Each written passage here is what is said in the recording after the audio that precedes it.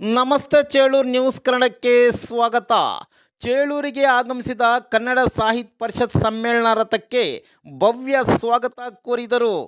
ನೂತನ ತಾಲೂಕು ಚೇಳೂರು ಕೇಂದ್ರ ಭಾಗಕ್ಕೆ 87ನೇ ಕನ್ನಡ ಸಾಹಿತ್ಯ ಪರಿಷತ್ ಸಮ್ಮೇಳನದ ಅಂಗವಾಗಿ ಆಗಮಿಸಿದ ರಥವನ್ನು ಚೇಳೂರು ತಹಸೀಲ್ದಾರ್ ಶ್ರೀನಿವಾಸ ನಾಯ್ಡುರವರು ಮತ್ತು ಕನ್ನಡ ಪರ ಸಂಘಟನೆಗಳ ಪದಾಧಿಕಾರಿಗಳು ಅಭೂತಪೂರ್ವ ಸ್ವಾಗತ ಕೋರಿ ಬರಮಾಡಿಕೊಂಡರು.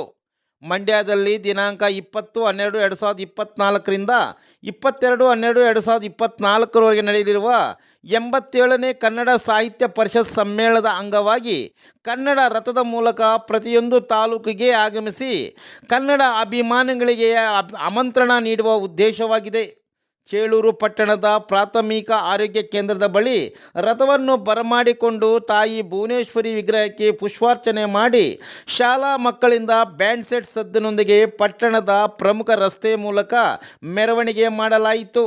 ಈ ಸಂದರ್ಭದಲ್ಲಿ ಗ್ರಾಮ ಪಂಚಾಯಿತಿ ಅಧ್ಯಕ್ಷೆ ಕೌಸರ್, ಉಪಾಧ್ಯಕ್ಷ ಪೇಂಟರ್ ರಾಮು, PDO ವೆಂಕಟಾಚಲಪತಿ, ಚೇಳೂರು ತಾಲೂಕು ಹೋರಾಟ ಸಮಿತಿ ಅಧ್ಯಕ್ಷ ರಾಧಾಕೃಷ್ಣ, DSS ಜಿಲ್ಲಾ ಸಂಚಾಲಕರಾದ ಕಡ್ಡೀಲು ವೆಂಕಟರಮಣ, HB ನಾರಾಯಣಸ್ವಾಮಿ, ಸರ್ಕಾರಿ ಪ್ರೌಢಶಾಲೆಯ ಮುಖ್ಯ ಶಿಕ್ಷಕರಾದ Jilan Pasha, KG Venkataramana, Kadarvalli Surendra, mechanic Nayaz, tailor Chandra, ಮಾಜಿ ಗ್ರಾಮ ಪಂಚಾಯತ್ ಸದಸ್ಯ ವೆಂಕಟೇಶ್ ಸೇರಿದಂತೆ ಅಪಾರ ಸಂಖ್ಯೆಯಲ್ಲಿ ಕನ್ನಡ ಅಭಿಮಾನಿಗಳು, ಶಾಲಾ ಶಿಕ್ಷಕರು, ಶಾಲಾ ವಿದ್ಯಾರ್ಥಿಗಳು ಹಾಜರಿದ್ದರು. ಎಲ್ಲರನ್ನೂ ಸಹ ಆಹ್ವಾನಿಸಬೇಕು. ಎಲ್ಲ ಕನ್ನಡ ಮನಸ್ಸುಗಳಿಗೆ ಇದೊಂದು ಜಾಗೃತಿಯನ್ನು ಮೂಡಿಸಬೇಕು ಅಂತ ಹೇಳಿ ನಮ್ಮ ರಾಜ್ಯ ಸರ್ಕಾರ ಈ ಒಂದು ಆಲೋಚನೆಯನ್ನು ಮಾಡಿ ಕನ್ನಡ ರಥವನ್ನು ಇವತ್ತು ನಮಗೆ ಇಲ್ಲಿ ಕಳಿಸಿಕೊಟ್ಟಿರ್ತಕ್ಕಂಥದ್ದು. ಎಲ್ಲ ಆತ್ಮೀಯ ಕನ್ನಡ ಮನಸ್ಸುಗಳಿಗೆ 87ನೇ ಅಖಿಲ ಭಾರತ ಕನ್ನಡ ಸಾಹಿತ್ಯ ಸಮ್ಮೇಳನ ಮಂಡ್ಯದಲ್ಲಿ ನಡೆಯಲಿದೆ. ಅಲ್ಲಿಗೆ ಎಲ್ಲರನ್ನೂ ಪ್ರೀತಿಪೂರ್ವಕವಾಗಿ ಸ್ವಾಗತ ಮಾಡೋದಕ್ಕೋಸ್ಕರ ಈ ಒಂದು ರಥ ಬಂದಿರತಕ್ಕಂಥದ್ದು. ಎಲ್ಲರಿಗೂ ಸಹ ಜಯವಾಗಲಿ. ಎಲ್ಲರೂ ಪ್ರೀತಿಯಿಂದ ಮಂಡ್ಯಗೆ ಬನ್ನಿ ಅಂತ ಒಂದು ಸಂದೇಶವನ್ನು ಕೊಡಲಿಕ್ಕೆ ಈ ರಥ ಬಂದಿರತಕ್ಕಂಥದ್ದು. ಬಂಧುಗಳೇ, ಭಾರತ್ ಮಾತಾಕ್ಕೆ ತಾಯಿ ಭುವನೇಶ್ವರಿಗೆ ಶ್ರೀಗನ್ನಡಂ ಶ್ರೀಗನ್ನಡಂ.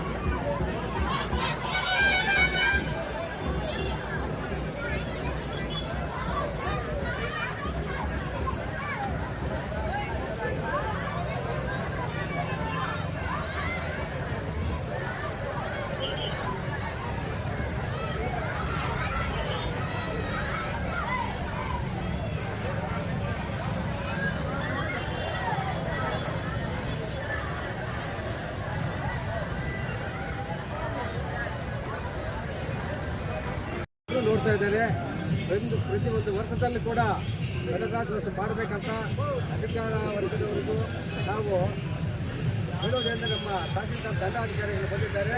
ಅವರು ಕೂಡ ಮೊದಲು ಏನೇ ಕಾರ್ಯಕ್ರಮ ಮಾಡಬೇಕು ಅಂದರೆ ಎಲ್ರಿಗೂ ಎಲ್ಲ ಇಲಾಖೆಗಳಿಗೂ ಎಲ್ಲ ಶಾಲೆಗಳಿಗೂ ತಲುಪಿಸಿ ಈ ಕಾರ್ಯಕ್ರಮ ಚೆನ್ನಾಗಿ ಮಾಡಬೇಕಂತ ಬೇಲೂರಿನಲ್ಲಿ ಅದ್ದೂರಿಯಾಗಿ ಮಾಡಬೇಕಂತ ನನ್ನ ಒಂದು ಎರಡು ಮಾತನ್ನು ಮಾತಾಡೋದು ಎಲ್ರಿಗೂ